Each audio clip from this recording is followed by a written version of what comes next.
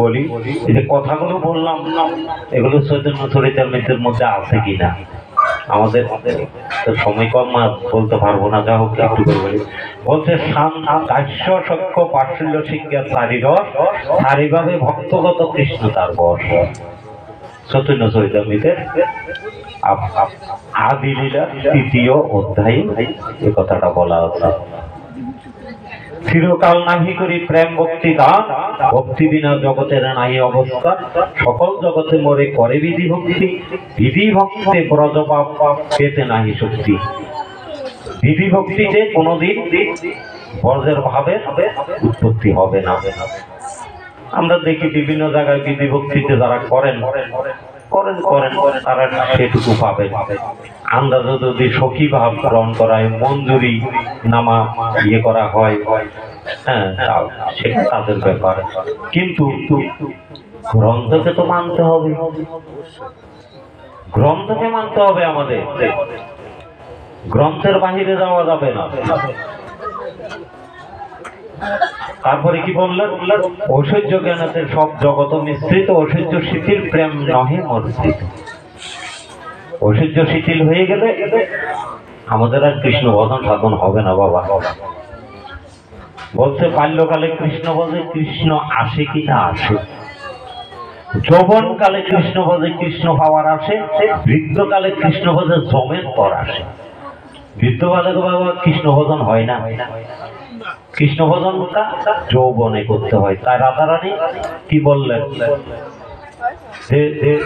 হে প্রভু, হে কালা, তুমি তো কাল আসিবে বলে চলে গেলে, ফিরে তো আসলে হয়তো একদিন তুমি আসবে, যেদিন আসবে সেদিন আমার যৌবন থাকবে না। যে যৌবন দিয়ে তোমার সেবা করতাম সেই যৌবন আমার থাকবে না। তো যৌবন বাবা চিরকাল মানুষের থাকে না। আমরা শিশুকাল ছিলাম, যৌবন হলো, বৃদ্ধ হব।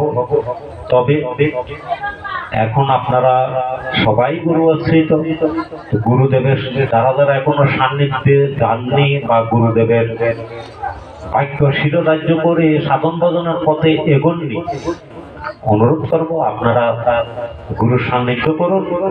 গুরুদেবের সান্নিধ্যে গুরুদেব যে পদ্ধতিগুলো আপনাকে দেবে, আপনাদেরকে দেবে, সে পদ্ধতি মতো আপনারা গুরু ক্রিয়া করে যান। আমাদের একমাত্র উদ্দেশ্য, আমরা এই জগৎ থেকে আমাদের আপন দেশে যাব। আপন দেশে যেতে হলে পথ একটা, যে পথে আমরা এসেছি সে পথ দিয়ে যেতে হবে বাবা। কৃষ্ণ ভক্তরা চতুর, তাই কথা বললে বুঝে যায়। আমরা যে পথ দিয়ে এসেছি সে পথেই যেতে হবে। সুতরাং সাবধান, অন্য কোনো পথ নেই। অন্য কোনো পথে চিন্তা করলে হবে না। তাহলে আমরা কোন পথ দিয়ে এসেছি ভেবে দেখবেন, সেই পথ দিয়ে যেতে হবে। হরে কৃষ্ণ।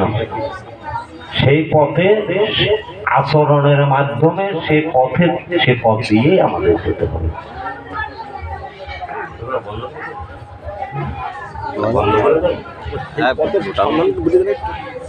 গান টান করবে তো, তাহলে সেই পথটা বললেন সময় লাগে তো বাবা। এখানে মহাপ্রভু কলিযুগের দুর্দশা দেখে মহাপ্রভু এত কষ্ট করে বৃন্দাবনের ভজন তত্ত্ব কলিযুগের পণ্যে শুধালেন, কিন্তু কলিযুগ পয়জনা নিল। পয়জনা কি করলো? তাই তিনি একটু রাগ করলেন। প্রভু রাগ করে বললেন কি? বললেন বংশী গানামৃত ধাম, লবণামৃত জন্মস্থান। বুঝে নেবেন বাবা। যে না দেখে সে সাত বদল, সে নয়নে কি বাঁকা করুকার মন্দির, সে নয়ন রহে কি কারণ।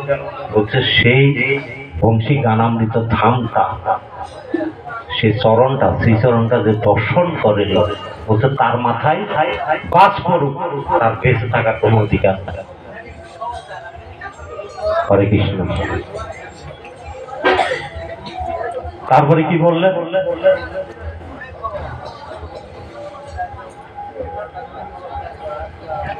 মোর বহু চিত্তমান, বহু মানে দেহ,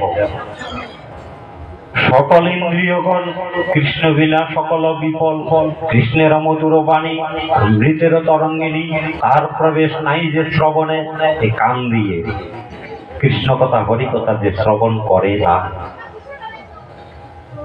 বসে বসে ঘুমায়, বসে বসে জিমায়, কৃষ্ণ কথা শুনে না, গ্রহণ করে না, গ্রহণ করলেও করণ করে না। বাবা কারো কিছু হবে না, কারো কিছু হবে না বাবা। যে করবেন সেই ততটুকু পাবেন, যে করবেন না, ওই যে বললাম ধর্ম যদি রক্ষা না করেন কি হবেন? বিনাশ হয়ে যাবেন, আপনার অস্তিত্ব থাকবে না। ধর্ম যার থাকে না তার অস্তিত্ব থাকে না। আগুনের পোড়ানো স্বভাব যদি সে না পোড়ায় তাকে কোনোদিন আগুন বলবে না। সুতরাং যার যার কর্ম শেষে করতে হবে, করে পেতে হবে। হরে কৃষ্ণ। কানা করি চিত্র সম জানিও সে শ্রবণ, কার জন্ম হইল কারণে কৃষ্ণের অদরামৃত, কৃষ্ণ গুণ চরিত সুদা সার সাধ বিনিন্দিন, তার সাথ দেনা জানে জন্মিয়া না মূল্য কেন, সে রসনা ব্যাগ সীমা জিব্বা সম। কৃষ্ণের অদরামৃতের অমৃতের স্বাদ যে কোনোদিন নেই বাবা, বলছে তার জিব্বাটা জগতের তো অনেক স্বাদ গ্রহণ করেছ, সেই স্বাদটা যে নাওনি, তার এই জিব্বাটা ব্যাঙের জিব্বার মতো। ব্যাঙে কিরকম করে খায় জানেন তো? দেখেছেন কোনোদিন? কাপ করে ধরে গিলে খায়, সে কোনো স্বাদ মাত বুঝে না। বলছে ব্যাঙের জিব্বার সম। মেঘমদ নীলুৎপল মিলন যে পরিমল, যে হরে তার গর্বমান, কেন কৃষ্ণ অঙ্গগন্ধ, যার নাই সে সম্বন্ধ, সেই নাশা বর্ষার সমান। আমার কৃষ্ণের অঙ্গগন্ধটা কেমন, অর্থাৎ অমৃতের গন্ধটা কেমন, রসময় রসে সে রসের গন্ধটা কেমন। জগতের নীলুৎপল ফুল আর মৃগনাদি কস্তুরী মিশালে, একসাথে মিশালে যে সবচাইতে সুমধুর সুগন্ধ বের হয়, প্রসাদের সেই অমৃতের স্বাদ সেরকম। তাহলে স্বাদটা সেরকম। তো যারা নিয়েছেন তারা জানেন, যারা নেননি তারা কি করে জানবেন? তো বলছেন যারা অমৃত গ্রহণ করেছেন তারা অবশ্যই জানেন অমৃতের স্বাদ কেমন। এরকম কিনা গ্রন্থে ভুল লিখলো কিনা, আর আমি ভুল বললাম কিনা। হরে কৃষ্ণ। কৃষ্ণ কর পদ তল কুটিচন্দ্র সুতি তল, তার স্পর্শ যেন যেন স্পর্শ মণি, তার স্পর্শ নাহি যা সে দাও সারা কাপ, সেই বপু লোহা সম জানি। বলছে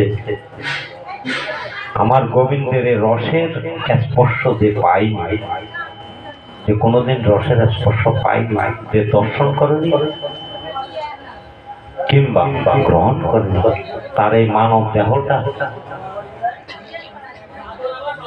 এই মানব দেহটা লোহার মতো। হরে কৃষ্ণ।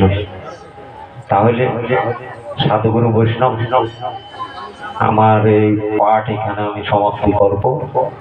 আমি যদি ভুল ভ্রান্তি বলে থাকি আপনারা আমাকে ক্ষমা করবেন। এবং আজ আমি সত্যি খুব ধন্য, সাধুগুরু বৈষ্ণবের সান্নিধ্যে এসে আমার এই মানব জীবন ধন্য হলো। আপনারা কৃপা করবেন আমি যেন বাকি জীবন সাধুগুরু বৈষ্ণবের সঙ্গে কাটিয়ে বাকি জীবনটা কাটাতে পারি। হরে কৃষ্ণ। জয় রাধে, জয় গুরু। সমস্ত সাধুগুরু বৈষ্ণবের শ্রীচরণে আমার দণ্ডবত প্রণাম। ভুল হলে ক্ষমা করবেন। এই বলে এখানে শ্রী শ্রী চৈতন্য চরিতামৃত পাঠ সমাপ্ত ঘোষণা করলাম। জয় গুরু, জয় রাধে রাধে, জয় সাধুগুরু বৈষ্ণব।